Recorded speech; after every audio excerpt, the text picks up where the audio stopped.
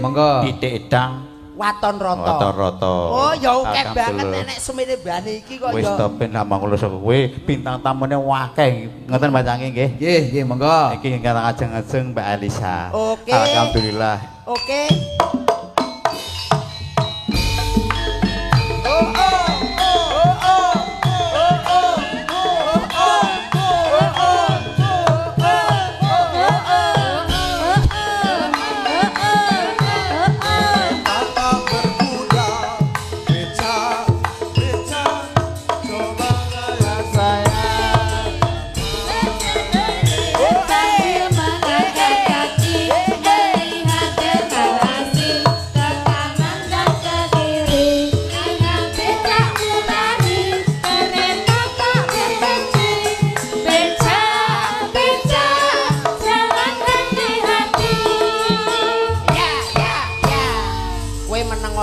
Contoh carane tata carane wong ning panggung, tata carane wong jenenge uluk salam. Monggo Mbak Elisa. Oh iya. Ngaturaken wilujeng dalu kaping sepindah katur mak cange yulimbo ingkang kula hormati Bapak Dalang Marsudi Bawaleksono mugi pinanggiya kanthi wilujeng sae sehat bagas waras. Amin amin alhamdulillahirabbil alamin nggih nggih. Lan sedaya mawon masyarakat ingkang makempul wonten mriki kula aturaken wilujeng dalu. Sing ngarep sing mburi masyarakat udu masyarakat. Insyaallah. Maksud kula niku. Sing ngarep ya sami wilujeng tapi wonten ngajeng piyambak. Halah. Wonten ngajeng piyambak. Engkang wonten ngajengan. Yo. Wonten ngajeng. Wonten ngajeng. Ora ngajeng. Sing ngajeng apane? Cahyo. Aku kok bingung kabeh. Ngapunten Pak Wagimin. Aku ngrungokne susi ama tenteng to. Kok Pak Wagimin terus ngajeng iki lho. Lah iya. Pangapunten Pak Wagimin. Pak Wagimin wonten ngajeng. Nggih. Maksud kula mboten Pak Wagimin wonten ngajeng. Lah piye yon? Menika penonton sederek ingkang wonten ngajengan menapa wonten wingking kula ngaturaken sugeng dalu. Oh nggih. Kula Ampun genah. Nggih, paham nggih. Nggih, paham. Mas Marsudi. Nggih. Aku bengi iki jan bingungku 75,100%. Bingunge pripun Kang? Lah sing kono tak jak omong angel, sing iki malah nemen. Wong kok bengi iki kok bingung dhewe kula. Oh, aja bingung-bingung. Niki kula pun berusaha. Alah, ya mlenyeh neh. Sing neng kono salam wis ora pecus, sing nek kene ora berusaha. Berusaha. Ngono lho. Kan Gareng. Wonten dawuh nemu wong loro nek padha wae. Nggih kok. Ya mung beda pangkat ngono tok. Ning ya tunggal nemen wong loro iki. Apa pada sih? Kula menawi kali Mas Gareng menika pun tepang. Bola bali bola. Oh, dadi Gareng ki wis tok sering tok tuwe pangi. Nggih, pun tepang. Tegese nek kali panjenengan dereng. Tepungne ngono lho, wis tepung karo wis kenal. Tapi kali panjenengan dereng tete pangan. Urung tahu tendangan. Tak pikir kali semen dereng kloto apuki ngono mau. Kulino nesu wong tuwa ora kena nesu. Nggih. Mbah. Heeh, Dok. Mbah napa sinten? Nggih, wis sak karepmu. Oh nggih, Pakde. Pakde. Heeh. Kula Elisa Orcarus Alaso. Nggih. Pakde sinten? DRS Sukomer. Sukomer. Ya, DRS Sukomer. Oh, DRS Dokter Andes. Alah kenyih. Apa? DRS Sukomer. Dagelan terus-terusan senep kok. DRS Sukomer. Oh nggih. Ngapunten nggih menawi kathah ketul-ketul atur. Piye? Menika piye pisan kas. Sik tanduk aku atik bingung dhewe to bengi iki. Pisan kas ngomongno. Kula nyuwun pangapunten, nyuwun agunging samudera pangaksomi. Menawi kathah ketul-ketul atur. Iki nek wong luwene tansaya perih kok ngrungokne omonganmu. Tenan. Pokoke yen wong stres lo bablas edan. Lho kok Menawi ada kesalahan koto-koto. Alah. kesalahan kata-kata. Nggih, karepku kan Jawa gitu loh. Lek Jawa ki mesti ngangge o. Iya, orang bilangnya Jawa aja Jawa, gula aja gula, nasi aja sego, ada aja ono, mata pun moto. Iya kan? Telo ya telo. Telo bener. Tadi yo bener kan gitu. Iki sing kudune bener ki aku apa kowe to, Mir? Alah, pekok kabeh wis ngono iki.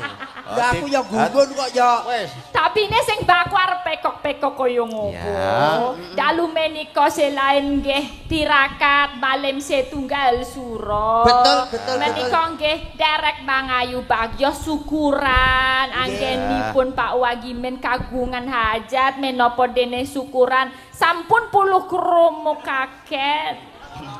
Molo kromoaken. Ya, Kromo. Malah klomo. Iya. Ya mong derek dedonga to karepku. Iya ya derek dedonga dongane sih. Mugi-mugi pinanganten kali manten kakung menawi manten setri pinaringan langgeng anggenipun bebraya. Amin.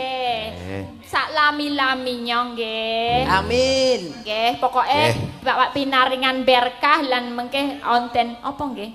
Buah hati itu apa bahasa? Oh, meteng ngono Meteng. Hamil. Hamil. Nggih. Ke kancing buah hati. Betul. Woh atos. Kok iso wah Piye? Buah hati itu apa Ati ki bahasa? ati, atos ya atos.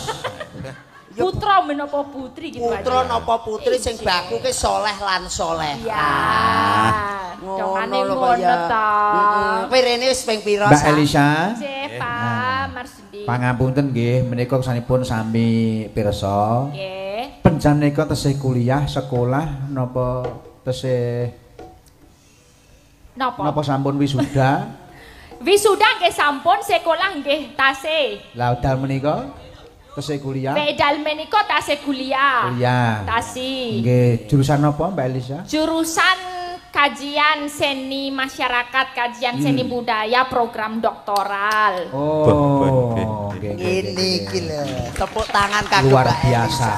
Elisa. Luar biasa. Menika gumun kula kalih budaya Jawa. Nggih, sampun S1, S2? Lah nggih niku wau program S1, doktoral. S2. S1 S1 nipun jurusan pedalangan. S2 jurusan psikologi. Psikologi. Berarti ini kejiwaan ya Mbak ya. Dadi nek karo Komir ki wis paham. Komir ki jadi kebek lan ora ki wis ngerti dhek. Nggih, kanca-kanca kula kan bangsane Piye? Goren. Komir niki. Pun seragam niki pun. Kaose mawon sami nggih. Lah iki bosok iki bengi iki aku ki. Ren, kaya kaos kaya padha to Ren. Hei Aku iki yang gumun lho kuwi mau. Kowe mau jane apa sepel apa piye to Kang kok? Apa sepelan apa piye karo goren? lah ya mbahku bareng iso ngutang guren ki aku ngipi apa pamen Ren. Wong aku wae karo Mbak Elisa didhawuhi Pak Wagimen wae seragamku tak bedakne lho. Mergo metu ning gone Grebeg Suro.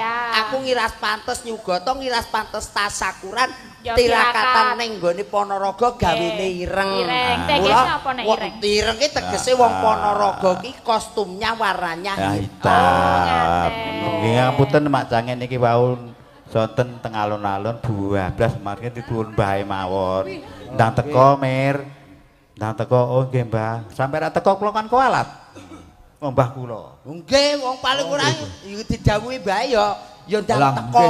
Kudune semparet teko. Lah Wong injih. mbah kok. Iso ngregengake. Nggih, matur nuwun Kang Komir. Nggih. Nggih sampean bisa rawuh. Nggih. Mir, kowe lek nyawang wong wedok ayu iki jale piye? Perasaanmu piye? Kowe pengen nyanyi apa pengen cedak apa pengen tekok neh? Ngono wis. Aku kok susu kaya wong mendem ning rumah sangone Elisa. Lah kok iso kaya wong mendem Apa iki kaya keju? priyayi cantik lho. Lah mula saka kuwi nek tak bandingine bojoku. Aduh. Ngopo? Jane ya ayu bojoku, ning aku kok sir iki. Bingung to kowe? Lah awakmu ki lho kaya ngono kok dadi wong tuwa lho. Dadi wong tuwa ki nuturi ki ya sing apik-apik. Jare kon milih. Ya milih ki tegese milih sangka rasa. Milih sangka rasa lek Mbak Elisa ngeten iki perasaanmu piye? Wis jan. Ora nek catate. Ora nek catate. Lah kok ora mek catate siji. apa? Ngomongi plekutuk. Mek kuwi tok. Tapi gak apa-apa. Yo terang Mbak Elisa ki kan ya. Iya, butuh dikulinakake. Nah. Iya. Lek wis kulino wis penak dhewe kok ya. Kang Gareng, Wonten Kang dawuh. Umir, Dalem nggih. Mbak Elisa pancen ayu. Nggih. Nah, sawangen sanga dhuwur ya apik. Apik. Heeh. Tengah ya apik. Becik. Ngisor ya apik. Jos. Ketos ngisore. Ibarate panganan sego pecel. Dipangan esuk. Mantap. Mantap. Pangan awan. Mantap. Walah, pangan bengi kecel-kecel. Lho wong sego pecel kaya nggih. Mbak Elisa, Nggih, Mas menika Gareng. ndedonga mugi-mugi kasembadan menika panjenenganipun Mbak Lina kalih Mas Samsul Samsul. anggenipun palakrama Nggih. mugi-mugi pikantuk berkah saking ngarsanipun Gusti Kang Maha Agung Ya. dados keluarga ingkang sakinah mawaddah warahmah. Muga-muga. Dibawani karo tata carane wong wis omah-omah. Oh iya. Ngoten nggih Mas Marsudi. Nggih, leres. Nggih. Pancen ngaten. Nyuwun belok barang mawon. Nggih, napa Mbak Elisa? Nggih, asmerondono nggih. Iya. Rungokno Mir, ora usah klitah-klitih rene amar aku. Ini nanti aku nggak ngerti artinya artekno loh ya. Iya kok Aku mau ngiso muni ya. Siap. Kowe ora usah ngartekne iku malah bleset. Ora. Aku kok ya. Mau tak artene nang omah.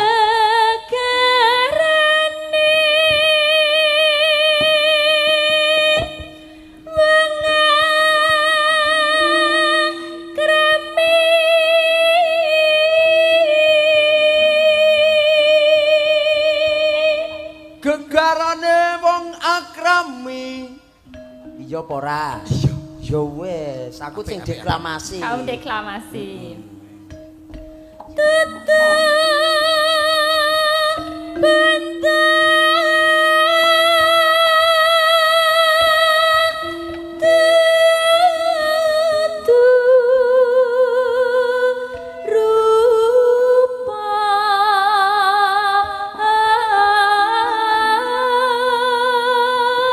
Dudu bondo, dudu rupa. Iya apa ora?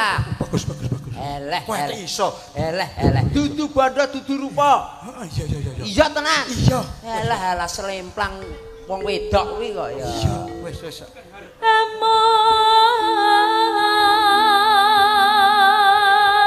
Ati bawi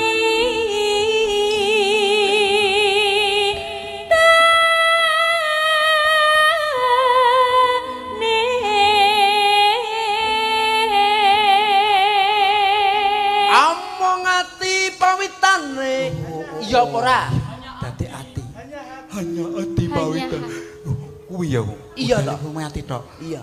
Bagus. Terus Kare ya iso lho bocah mlenyah kaya ngono kuwi. kandhani. Iya. Lah ngomong ora cetha lek mbawa ya penak. luput pisan kena pisan Luput pisan kena pisan. Ya apa ora? Kuwi pindho ora kena. Ya ora kenek to. Kudu pisan. Kok kaya awakmu badakne kaya. yen gampang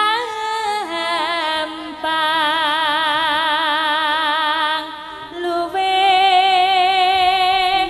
gampang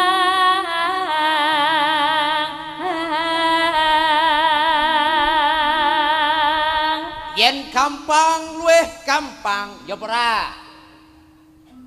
Ya wis. Bener. Kuwi iso ngarteni. yen angel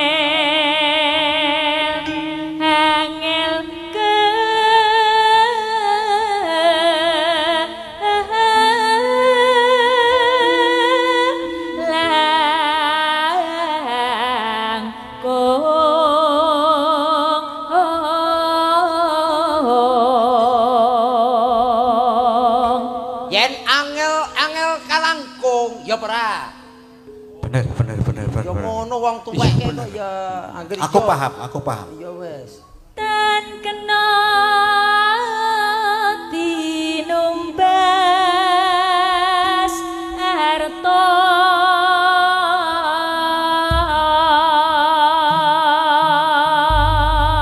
Tan kena tinumbas arta. Bener Ngono ora? ya. Oh, dadi ora kena nimbas sarta ya. Walah haragemu tuku ngono kok ya ngomongi. Meneng aja omong wong-wong. Kok malah tolehne ning kene. Wis ya. Monggo terus kenapa Mbak Elisa? nggih menika dados atos nggih. Dadi ati macange Kok niki. dados atos ndi men? Loh, basa krama. Sampeyan kok yo ngerti ae. Dadi itu kan dados. Dados. Hati kan orang bilang atos. Atos nggih. Dados atos. Niku ngawur ning pas. Wong kene nyatane yo atos kok. Elisa ki ketoke urung mengalami tapi sudah menghayati. Aku ki mung kira-kira sih, Mas. Kira-kira ning pas. Kira-kira apa wis dadi pembelajaran. Kok dalala ya bener. Ya kandhani aku tak kene Mbak Elisa Ya. sing tengah ya. Monggo. Dadi ati. Monggo Mas Benggol. Golek sing kaya ngapa mung nyetane kalakan saprene Kota.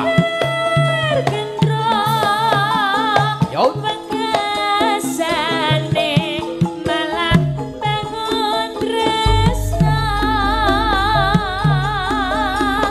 tutupan tutur rupa mung nyatane dadi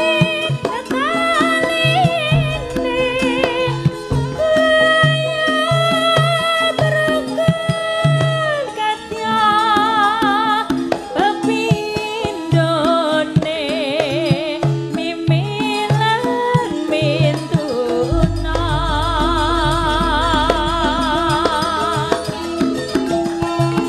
wis jamak lumrahe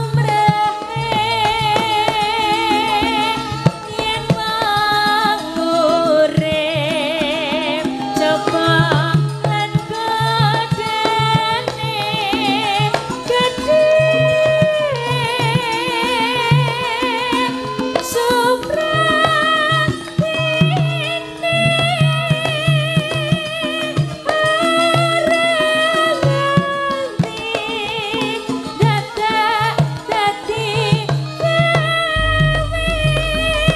Yo. Yo.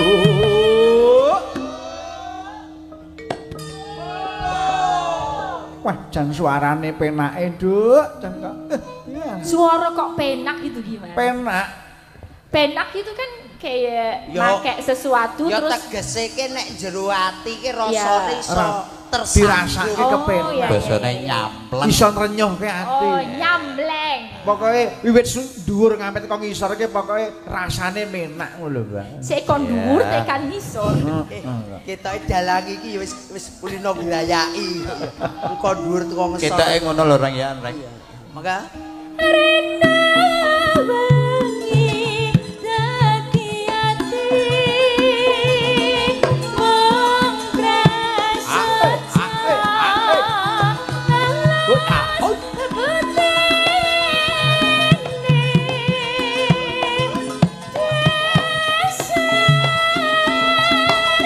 Yo.